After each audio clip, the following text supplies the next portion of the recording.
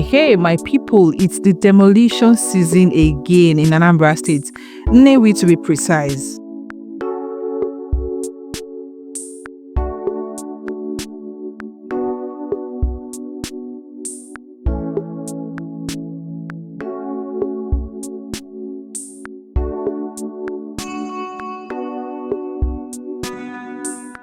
Whether you're rich or you're poor, this demolition thing is touching everybody as we speak. Demolition season is on full swing in Nnewi, and it's all about the dualization of the Nnewi to Okija road. Like I said, whether you're rich or you're poor, it's definitely getting to everybody, including the almighty Inosim Manufacturing Company located in Nnewi, this building you're seeing right here. All I want you all to do now is relax, take your time and watch this video till the end and see the buildings that were affected in this demolition.